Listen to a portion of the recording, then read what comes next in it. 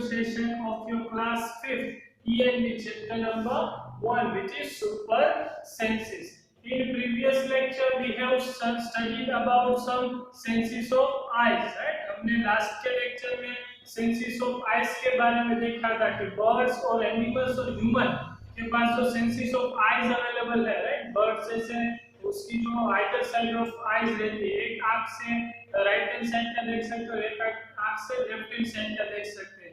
ये सारी चीजें हमने लास्ट के लेक्चर में कवर की थी। Today we will start or we will discuss our next topic, which is senses of ear, right? आप कैसे सुन सकते हैं उसके बारे में और senses of ear के बारे में आज हम डिस्कस करेंगे, right? तो हम आगे बढ़ते हैं उसके पहले let me ask you some 2 to 3 basic questions related to the senses of ear. First one, list the names of 10 animals whose ears can be seen. I think in your 4th standard you have studied about some animals or some birds whose ears cannot be seen, who has a tiny holes in their ears.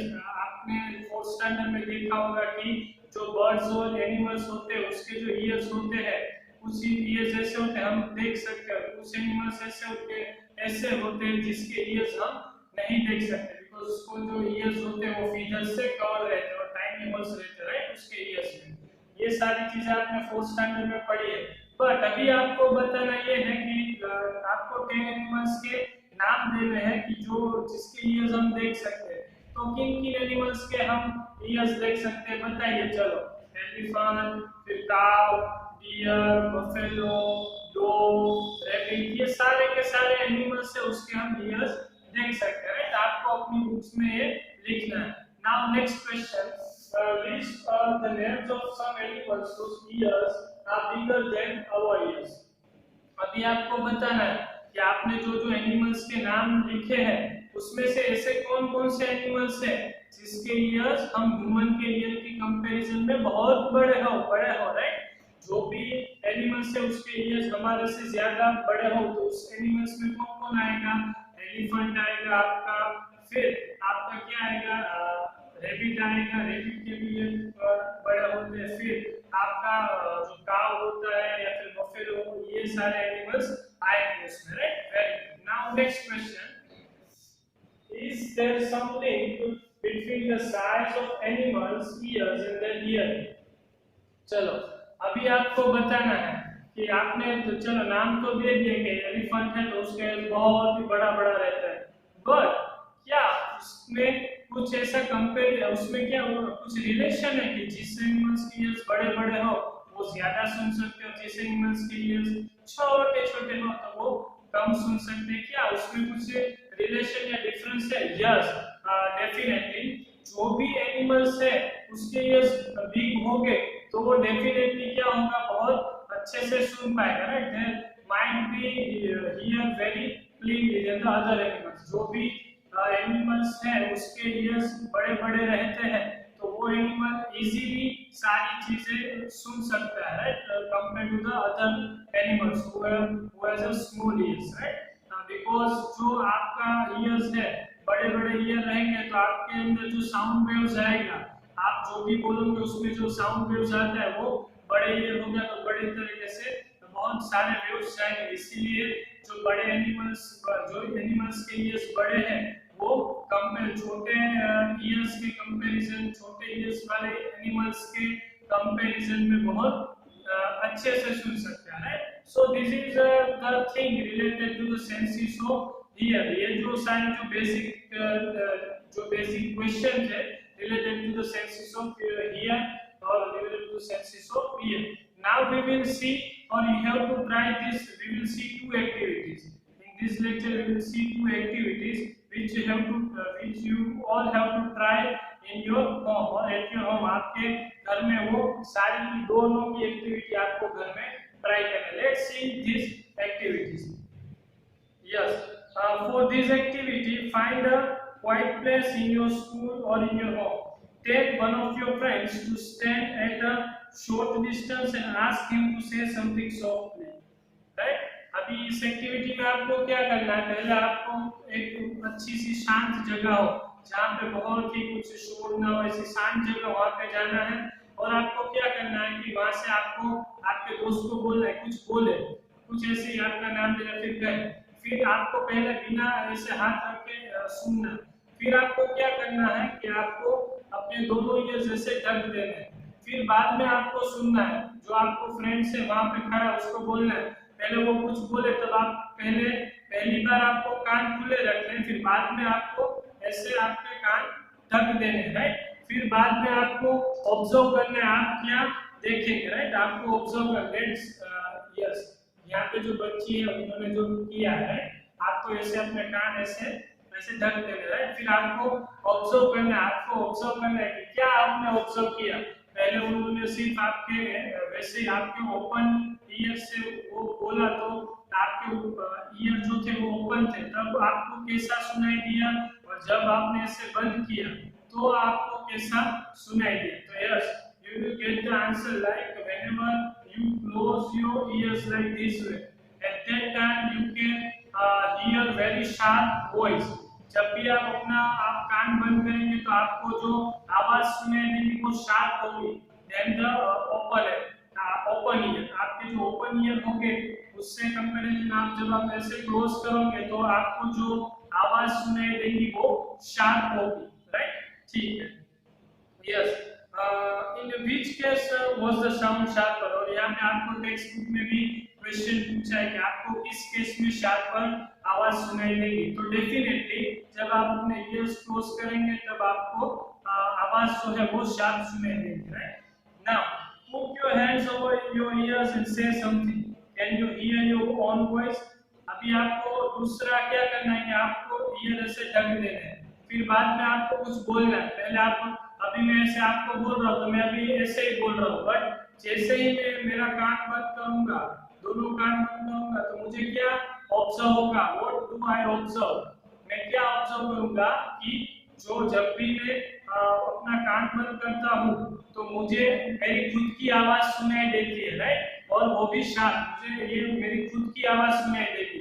आप घर पे try करना, आप ऐसे ही पहले बोलना like this, आपको my name is what and what, फिर बाद में आप ऐसे अपने ईयर्स को क्लोज करके बोलना, तो आप लिटरली देखेंगे कि आप जो भी बोल रहे हैं वो आप खुद सुन सकते हैं इजीली, वेरी क्लियरली और very sharply. Very good. Now next activity, sit near a desk, tap the desk once with your hand and listen carefully। Put your ear on the desk as shown in picture, tap on the desk once again and with your hand। Was there any difference in the sound of the tap? चलो बता देता हूँ picture. Yes, जो यहाँ पे बच्चा है पहले क्या किया, वो पहले ऐसे ही कुछ ऐसे ही आपका डेस्क के ऊपर आपको ऐसे पछाड़ रहा है, फिर बाद में क्या करना है कि जो बच्चा यहाँ पे आप देख रहे हो, राइट, उन्होंने क्या किया कि अपना जो ईयर्स है, ईयर्स को उन्होंने अपने डेस्क के ऊपर रखा, फिर उन्होंने क्या किया, डेस्क के ऊपर फिर से टैप किया। तो दोनों केस में आपने क्या ऑब्जर्व किया, आपको बताना है। पहले ऐसे ही टैप किया, फिर एक उसका ईयर्स ऐसे रख के फिर टैप किया, तो दोनों केस में क्या ऑब्जर्व किया आपने।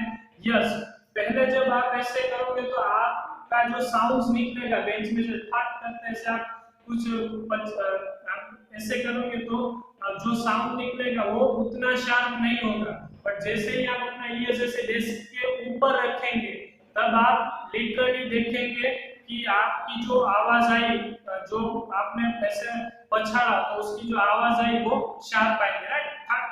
ऐसे आपने पछाड़ा तो उसकी आवाज वेरी शार्प आएगी, राइट। चलो, वेरी गुड। ऐसे this is how snakes hear, they do not have external ears which you can see, they only feel the vibration on the ground। ऐसे ही कुछ स्नेक्स का ही है, राइट, जैसे कि मैंने बताया आप अपने ईयर्स को ऐसे रखेंगे और फिर बाद में करेंगे तो आपको शार्प आवाज सुनाई देगी बिकॉज ऑफ वाइब्रेशन। तो स्नेक्स में भी कुछ ऐसा ही है, स्नेक्स हमारा जो होता है वो भी क्या करता है, ऐसे ही सुन सकता है, राइट, वो जमीन पे जो वाइब्रेशन होता है, ग्राउंड पे वाइब्रेशन, उसके हिसाब से ही वो सुन सकता है। उसको ऐसे एक्सटर्नल्स, हमारी तरह एक्सटर्नल्स ईयर्स उसको रहते नहीं है, स्नेक्स के पास ऐसे एक्सटर्नल्स ईयर्स नहीं रहते, वो सिर्फ जमीन के वाइब्रेशन को सुन के ही, वाइब्रेशन को फील करके ही सुनता है, right. So this is all about some senses of ear, कैसे कैसे आप शार्प सुन सकते हैं।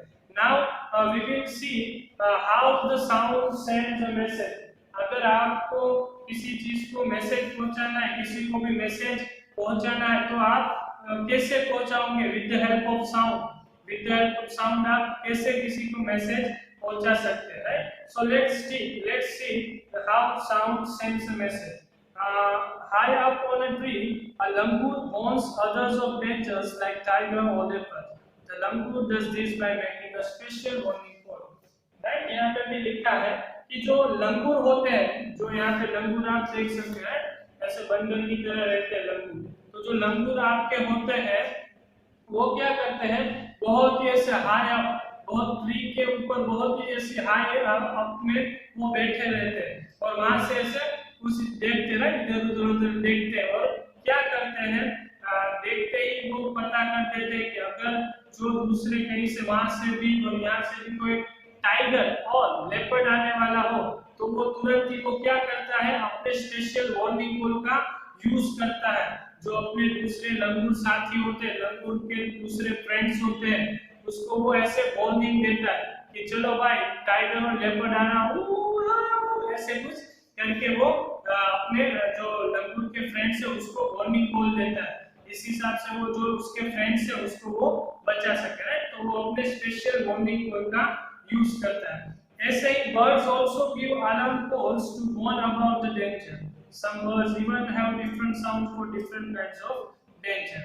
ऐसे ही birds भी क्या करते हैं, अपने अपने different alarm calls का यूज करते हैं. जैसे pigeon हो गया, तो pigeon कहीं पे भी खतरे में हो तो pigeon भी कई बार अपने warning call का यूज करता है, जो अपने दूसरे pigeon friends होते हैं उसको बचाने के लिए, राइट? और उसका जो वे होता है वो different रहता है. Like there is a different warning call if the enemy is coming from the sky and or if the enemy is on the ground. उसका जो कॉल रहता है वो भी डिफरेंट रहता है. अगर उसका एनिमी जो ग्राउंड से आ रहा है तो वो कुछ डिफरेंट आवाजें निकालेगा बर्ड, या फिर अगर उसका एनिमी जो आसमान से आ रहा है, स्काई में से आ रहा है, तब भी वो बर्ड्स है वो डिफरेंट साउंड्स निकालता है. वो अपने अपने तरीके रहते हैं, राइट? बर्ड्स जो होते हैं वो अपने अपने हिसाब से क्या करते हैं कि जो दूसरे कोई भी डेंजर हो उसको ऐसे क्या बोलते हैं कि जो भी उसके सामने डेंजर आने वाला हो तो वार्निंग कॉल का इस्तेमाल करके अपने साथी को बचा देते हैं, राइट? सभी के डिफरेंट तरीके होते हैं. बर्ड्स में डिफरेंट होता है, एनिमल्स में भी डिफरेंट होता है. Now fishes give alarm call by electric signal. अभी फिशेस, जो फिशेस होती है वो क्या करती है कि वो भी जो अलार्म को मिस, उसे भी कई बार ऐसा लगता है, जो छोटी फिश है अगर उसके पास शार्क आ जाए, शार्क को वो दूर से देख ले, तो वो क्या करती है, ऐसे सी में इलेक्ट्रिक सिग्नल को पास करके वो अपनी दूसरी जो फिशेस होती है उसको वो ऐसे फोन करते हैं कि यहाँ पे भाई ऐसे शार्क आने वाली है, नॉट है. और वो क्या करते हैं कि उसका डिफरेंट इलेक्ट्रिक सिग्नल भेज के वो अपने साथी जो फिशेस होते हैं उसको ऐसे फोन करती है. Now, some animals start behaving in a different way when an earthquake or storm is about to come. People who live in the forest and can observe such behaviors of animals come to know of the dangers. Yes, very good. ये बहुत interesting thing है कि जो animals होते हैं वो क्या करते हैं, डिफरेंट पहले ही वो जब भी कुछ ऐसी अर्थक्वेक आने वाला हो या फिर सुनामी आने वाली हो तो उसे पहले ही पता चल जाता है, राइट? कि यहाँ पे कुछ गड़बड़ होने वाली है या फिर यहाँ पे कुछ ऐसा होने वाला है कि जिससे हमें नुकसान हो जाता है. वो क्या करता है, बिहेवियर, उसका जो बिहेवियर होता है वो चेंज होना चालू हो जाता है. जब भी अर्थक्वेक आने वाला हो या फिर कुछ सुनामी आने वाली हो, तब एनिमल्स और बर्ड्स होते हैं वो क्या करते हैं कि अपना जो बिहेवियर है वो अपने ऐसे चेंज करने लगते हैं. तुरंत ऐसे कुछ आवाज निकाल देते हैं या फिर अपनी जो बॉडी की हरकतें कुछ डिफरेंट कर देते हैं. तो उसका जो बिहेवियर होता है, नॉर्मल बिहेवियर, उससे कुछ अलग वो कुछ डिफरेंट बिहेवियर करना शुरू कर देते हैं. तो जो गांव के पीपल रहते हैं, विलेजेस में जो पीपल रहते हैं और फॉरेस्ट में जो पीपल रहते हैं, उसको ज्यादातर वो बहुत आइडिया रहता है कि वो क्या करते हैं कि जब भी कुछ अर्थक्वेक सुनामी आने वाली हो तो जो ऐसे बर्ड्स और एनिमल्स होते हैं कि वो डिफरेंट बिहेवियर स्टार्ट कर देते हैं. तो उसको देख के वो पता कर देते हैं कि यस यहाँ पे अभी अर्थक्वेक आने वाला है. तो वो जहाँ पे वो ह्यूमन रहते हैं वो ह्यूमन क्या करते हैं उस फॉरेस्ट से निकलकर कुछ सेफ साइड पे चले जाते हैं। ऐसे ही कुछ हादसा हुआ था दिसंबर 2004 में अंडमान निकोबार आइसलैंड में। जो पीपल रहते थे वहां पे, जो एनिमल्स थे, उन्होंने कुछ डिफरेंट बिहेवियर शुरू कर दिया था, चालू कर दिया था डिफरेंट बिहेवियर करना। फिर बाद में क्या हुआ था कि थोड़ी देर बाद में सुनामी आई थी। तो सुनामी आई तब क्या था, जो वहां पे लोग पीपल थे उनको पता चल गया था कि यहाँ कुछ होने वाला है। तो जो वहां के पीपल थे वो क्या थे, दूर चले गए थे, राइट, बिकॉज उसको पता था कि उसको पहले से पता चल गया था कि जो डिफरेंट एनिमल्स है उन्होंने डिफरेंट बिहेवियर शुरू कर दिया। तो वो लोग वहां से पहले से ही चले गए थे, because by observing the animals different behaviour, उसको एनिमल्स का डिफरेंट बिहेवियर देख के पता चल गया कि यहाँ पे सुनामी आने वाली थी।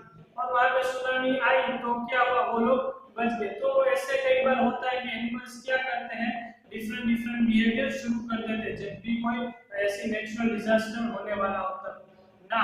Dolphins also make different sounds to give message to each other. Scientist believe that many animals have a special language of their own. अभी डॉल्फिन्स है तो डॉल्फिन्स भी क्या करती है, अपने जो दूसरी डॉल्फिन्स है उसके साथ डिफरेंट डिफरेंट साउंड्स में बात करती है। उसकी भी कुछ और लैंग्वेज होती है। एनिमल साइंटिस्ट लोग बिलीव करते हैं कि जो एनिमल्स है उसके पास भी कुछ उसकी own language होती है। Now we will see some question which is can you understand the sounds of some animals? क्या आप किसी एनिमल्स का साउंड समझ सकते हैं और किस एनिमल्स का? यस, आप इजीली किसी भी एनिमल्स का साउंड इजीली ऑब्जर्व कर सकते हैं। जैसे कि डॉग है, डॉग भौंकता है तो हमें पता चल जाता है कि ये डॉग है। फिर घोड़े की आवाज हम तबड़क तबड़क तबड़क कैसे आता है तो हम घोड़े की आवाज पहचान सकते हैं। डिफरेंट डिफरेंट एनिमल्स की जो आवाज से हम उसे पहचान लेते हैं, right. Now next question, do some animals understand your language, which ones? क्या कुछ ऐसे एनिमल्स और बर्ड्स हैं कि आपकी लैंग्वेज समझ सकते हैं और कौन कौन से? यस, ऐसे कई सारे एनिमल्स हैं जो हमारी लैंग्वेज समझ सकते हैं, जैसे कि डॉग हो गया, कैट हो गया। और आप अगर बर्ड की बात करो तो बर्ड में पैरोट हमारी लैंग्वेज समझ सकता है। फिर पिजन हो गया, not that we can consider all this birds and animals. Now next and last question, how and when you will need to give an alarm call? अब अगर आपको अलार्म को वार्निंग को देना है तो आप कब और कैसे करोगे? Yes, very good.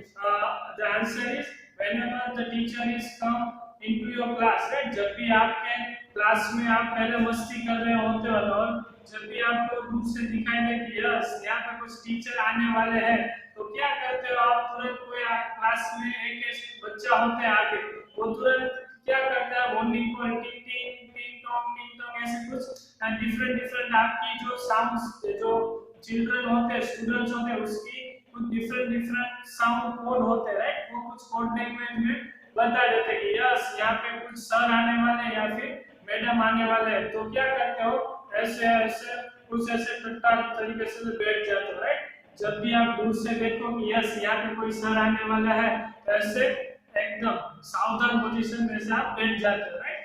तो ये हम जब भी स्कूल में बहुत यूज करते हैं, राइट, ऐसे वार्निंग को जब भी कोई टीचर या फिर सर आते हैं तो। सो this is all about the senses of hear and sound sends a message. So hope you all understand this concept very clearly. So bye bye everyone and have a nice day. Thank you for watching this video.